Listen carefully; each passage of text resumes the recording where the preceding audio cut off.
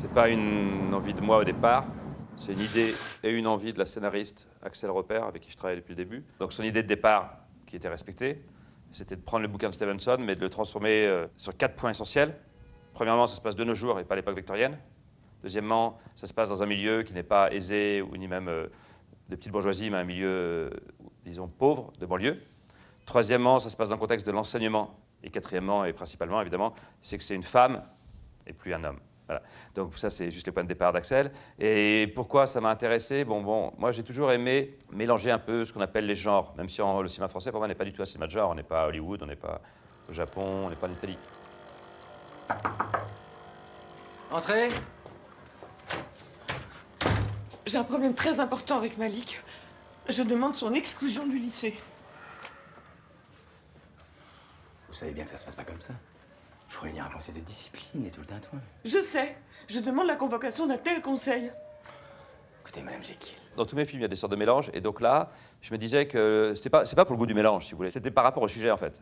La question de l'éducation, si vous voulez. Il me semblait que, pour dire les choses simplement, le film concerne une femme, donc Madame Jekyll, qui est l'héroïne du film, qui est prof, plutôt en fin de carrière, et qui est dans un échec professionnel, elle n'arrive pas à enseigner. Mais ça fait tellement de temps qu'elle est en échec que si elle avait pu changer, elle l'aurait déjà fait. C'est trop tard pour changer naturellement. Je sais.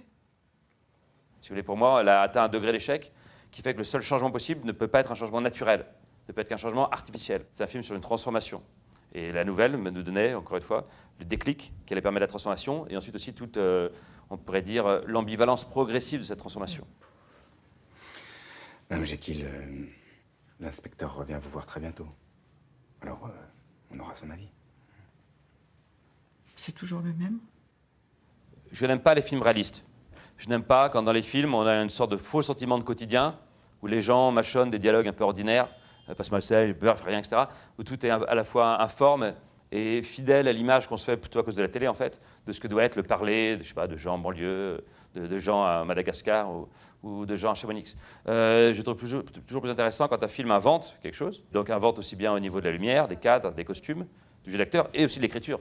Et joue avec l'écriture pour des choses qui peuvent être comiques, pour des choses qui peuvent être lyriques, pour des choses qui peuvent être très sérieuses, presque didactiques, à savoir la transmission du savoir. Donc, mais pourquoi, si vous voulez, j'aime pas les films réalistes? C'est avoir un rapport entre la stylisation et le réel. C'est que je pense que quand les gens vont au cinéma, ou plus généralement dans le rapport à l'art, on a envie de découvrir quelque chose qu'on ne connaît pas. C'est, disons, un peu l'épreuve de l'étranger, comme disait le romantique allemand. Et le fait de ne pas être réaliste, c'est pas du tout pour faire de la fantaisie loufoque, au contraire, c'est pour être plus direct dans le sujet. Je donne juste un exemple, si vous voulez. Dans mon film, on a une mauvaise prof et un mauvais élève. Mauvaise prof, c'est Madame Jekyll, mauvais élève, c'est Malik. Mais je suis toujours pas sûr que votre chemin est le plus court. Je le sens, mais j'arrive pas à comprendre pourquoi. Réfléchis. La mauvaise prof devient bonne prof et le mauvais élève devient bon élève. Ensemble, le fait de faire un truc en une seule scène, d'un côté c'est pas réaliste, mais d'un autre côté c'est beaucoup plus frappant, beaucoup plus marquant. Le refus du réalisme, c'est pas pour m'amuser, c'est pas pour être décalé, c'est au contraire, pour moi, c'est une manière de toucher au sujet. Madame Jekyll, vous avez vu hier soir? Oui. Oh, j'étais en train de taper un courrier important pour le rectorat et pouf, tout a sauté.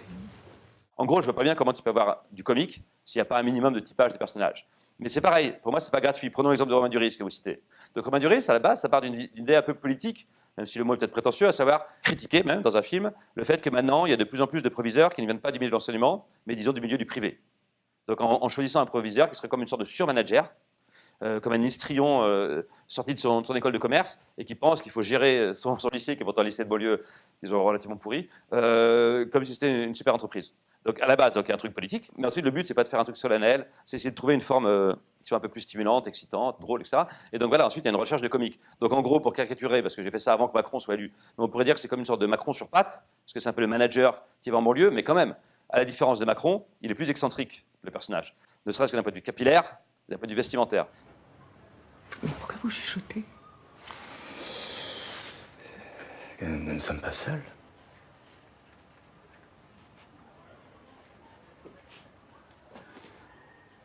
Et en fait, j'avais encore plus de scènes comiques.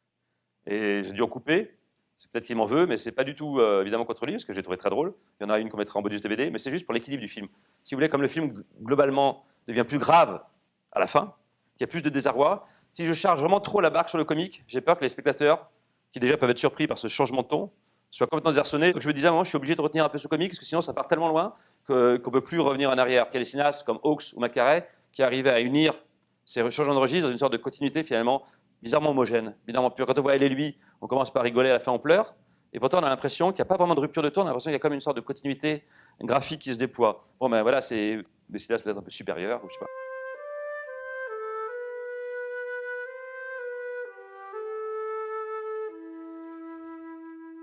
Le générique annonce la couleur clairement. Et donc, moi, je trouvais ça bien que dans le film, il y ait comme un moment, ces lycéens avec en main tous ces outils bizarres techniques qu'on trouve dans ces ateliers étranges dans ce lycée. Donc, je suis allé dans un lycée avec ma sœur cheforatrice. On a mis les élèves du film avec tous ces espèces de bizarres matériaux, trompe-l'œil, etc. Et ensuite, on a polarisé. Parce qu'en effet, dans le film, se pose la question de comment se transforme Madame Jekyll en Madame Hyde. C'est toujours une question, évidemment, centrale quand on fait la énième adaptation de Dr. Jekyll et Mr. Hyde. Donc, si vous voulez, le procédé était un peu long. Il ne faut pas que je frime. En fait, on a beaucoup tâtonné. Et donc, trouver une manière de réussir à trouver une inversion qu'elle pourrait garder elle et qui pourrait être vivante, au sens par exemple comme une lumière qui bat, des choses comme ça. Et je suis très content parce que des gens comme Jean Douchet qui ont vu le film ont cru que tout avait été hyper rigoureusement pensé parce qu'ils m'ont dit voilà, on peut résumer ton film très simplement. C'est l'histoire d'une prof qui vit dans l'obscurité. Pourquoi? Parce qu'elle n'arrive pas à transmettre la lumière du savoir. Okay, alors, pour elle, la seule manière de sortir de l'obscurité, c'est d'arriver enfin à transmettre cette lumière.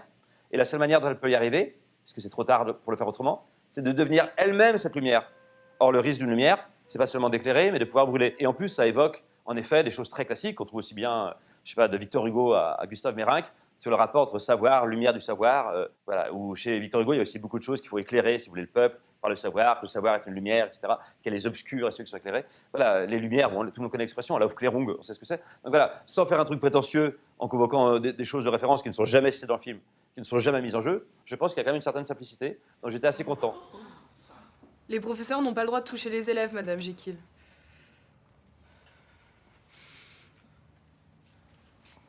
Tu ressembles à Hitler comme ça. C'est affreux. Hey, Hitler!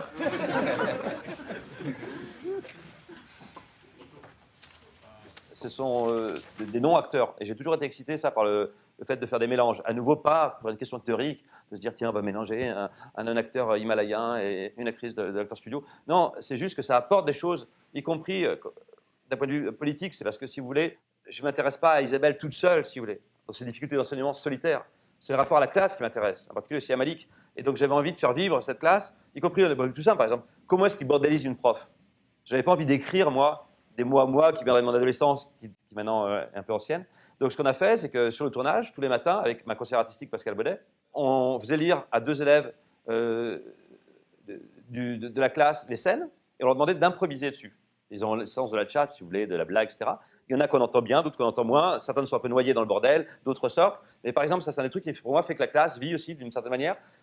C'est pas un film naturaliste, mais il y a l'idée de chercher en même temps une écriture qui est propre à ce que pourrait proposer en termes d'humour, par exemple, ces gens, ou même le rapport au rap, si vous voulez. On pense banlieue, on pense rap. Et donc, c'est pour ça qu'on a écrit un rap, mais c'est pareil, c'est avec eux.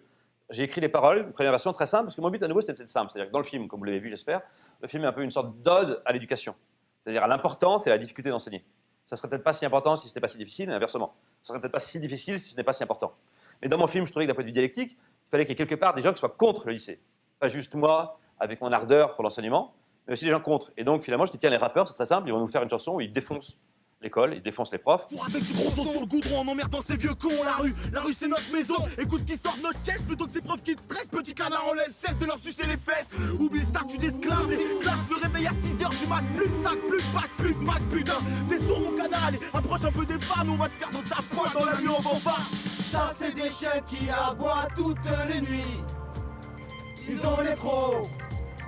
Ils vont te bouffer. On est parti d'un certain style de rap, mais qu'on a fait évoluer vers la pop, parce qu'il y a des chœurs qui se mettent en place. Et ça, c'est pareil, c'est pas parce que moi j'ai envie de mettre mes goûts à moi, qui sont plus pop que rap, c'est parce que ça m'amusait aussi de, contrairement à l'imaginaire du rap, on se dit c'est des sortes de voyous, des gens terribles, agressifs. Finalement, quand on regarde bien, à côté des 2 leaders qui font, si vous voulez, les voix lead, les autres qui font les chœurs, en fait, c'est des enfants. Et donc, ça m'amusait aussi de faire revenir une sorte d'angélisme qui est lié à la pop et aux voix aiguës et aux voix de tête, à l'intérieur de cet imaginaire nocturne où on s'attend à voir les tatouages et la baston, si vous voulez. Voilà, c'est toujours pareil, c'est de jouer avec les choses pour créer des surprises qui ne sont pas gratuites. Quel est le chemin le plus court pour aller d'un point à l'autre en passant par la ligne? Comment aller au plus court de là à là en passant par ça? Dans les films plutôt sociaux, ce sera plus, je ne sais pas moi, du Cantet, du Kéchiche, de ce que vous voulez. Dans ce genre de film-là, le lycée est plutôt un décor. Au sens où ce à quoi on s'intéresse dans l'histoire, c'est des rapports affectifs entre les élèves ou entre les profs. Une vraie scène de cours où on déploie un savoir en partant de zéro, en allant jusqu'au bout de ce qu'on veut enseigner, en voyant le temps que ça prend, en voyant si c'est reçu, en voyant comment c'est compris, il n'y a pas. D'accord? Alors moi, c'était ça qui m'intéressait. C'est de faire un film sur l'éducation au sens strict. Sinon, j'aurais choisi le, je sais pas comment dire, le bowling, le hula hop, ou le lancer de nain. Non, c'était vraiment sur l'éducation. Et donc, je me suis dit tout simplement, si on fait un film sur l'éducation, il faut faire ce qu'ils n'ont pas fait, c'est-à-dire filmer des scènes d'éducation. Le faire. Et pas avec l'idée que ça va faire chier le spectateur, parce que justement, ça c'est un manque de confiance vis-à-vis du spectateur, parce qu'en fait, on ne se rend pas compte qu'il peut avoir un truc extrêmement excitant, moi je pense, et même une sorte d'adrénaline, à se demander est-ce que je vais comprendre? Parce qu'en fait, on est mis à la place de l'élève, si vous voulez. C'est ça mon rêve. C'est que le spectateur, il est comme Ali, qui se dit ah, qu'est-ce qu'elle demande? Comment aller au plus vite, au plus court d'un point à un autre en passant par une droite? Il faut faire ça, ou ça, ou ça. Et elle dit quel est le chemin le plus court? Mais hein, et alors, hop, c'est une maïotique. C'est pas elle qui déploie. Elle pose une question à Malik. Malik essaie de comprendre, il ne comprend pas. Deuxième fois, elle lui repose la question. Donc, en fait, idéalement, le spectateur, il n'assiste pas à une expérience sur l'enseignement, il participe, il est au même niveau. Il n'est pas au-dessus, si vous voulez. Les deux points sont à la même distance de la ligne, puisque l'un est le reflet de l'autre. Tu es d'accord aussi que le chemin le plus court pour aller de ça à ça est la ligne droite. Et bien, tu peux en conclure que le chemin le plus court pour aller de là à là en passant par la ligne est celui qui, par réflexion, devient ta ligne droite. À savoir... La première scène, où je pense qu'on a un plaisir aussi parce que c'est visuel, c'est l'apprentissage de la logique. Disons, c'est en gros du raisonnement. La deuxième scène, c'est plus de la physique. Et puis la dernière scène de cours, elle est un peu à part. C'est plus, on peut dire, des maths logiques, ni de la physique, c'est plus de la philo. C'est un cours sur la notion d'interaction. Si changer l'environnement varie plus la taille que changer les gènes, alors l'environnement est une cause plus importante que les gènes. Et l'inverse dans l'autre cas. Mais comment on accède à ces possibilités non réalisées? Par exemple, comment on fait varier ton environnement? Il y a tellement d'environnements possibles pour quelqu'un comme toi. Pour moi, c'est moins un cours qui joue sur un truc de pédagogie que sur un truc d'émotion. Parce que pour moi, c'est une scène où le personnage s'écroule. C'est l'adieu au personnage. C'est une scène, pour moi, qui est douloureuse et qui est un peu le climax du film. Donc c'est vraiment un cours, si vous voulez, pour moi, sur le côté valeureux de quelqu'un qui essaie désespérément de faire cours, au sens le plus simple, quoi, tenir devant son pupitre, et le tableau qui s'effondre, voilà, au sens physique, qui reprend, qui s'effondre. Et donc voilà, le discours, là, je pense qu'il est plus dur à suivre pour le spectateur, mais en même temps, c'est celui qui est le plus directement politique. Parce que ce qu'elle fait, pour essayer de répondre à cette question, qu'est-ce que ça veut dire que l'interaction entre deux causes, quand est-ce que deux causes interagissent? Elle fait un parallèle entre, d'un côté, un exemple en physique où il n'y a pas d'interaction entre gravité et électricité, et un exemple en biologie où il y a interaction entre les gènes et l'environnement. Donc elle en est conduite à demander aux élèves qu'est-ce que eux, en l'occurrence leur taille, mais c'est plus général, doivent ou pas à leur environnement. Qu'est-ce qui aurait été différent s'ils avaient été dans un autre environnement? Alors que peut-être qu'il y a plein d'environnements possibles, mais le leur, il n'y en a qu'un, et il restreint les possibles plus qu'il ne les ouvre.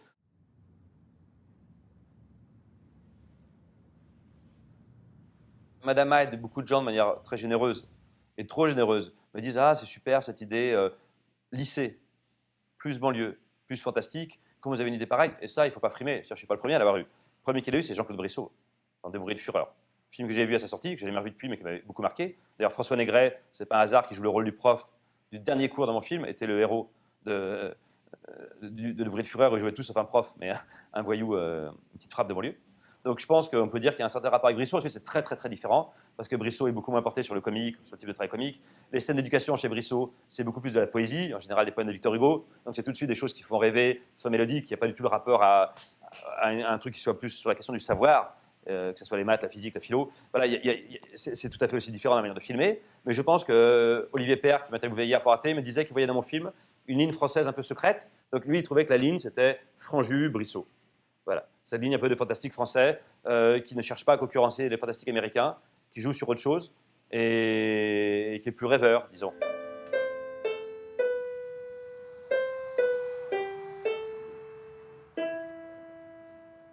Moi, je n'ai jamais eu de lecteur DVD.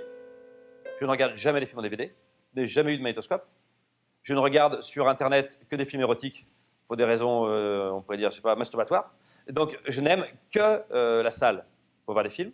Donc moi, c'est une question peut-être tout simplement d'habitude, de jeunesse, mais je déteste voir les films autrement. Et ce qui fait que du même coup, des fois, il y a beaucoup de films qui me manquent, que mes amis ont fini par rattraper en DVD. Les canards rentrent quand tes cloches sonnent, mais nous, on reste ici. Les profs flippent quand c'est sombre, nous on kiffe la nuit.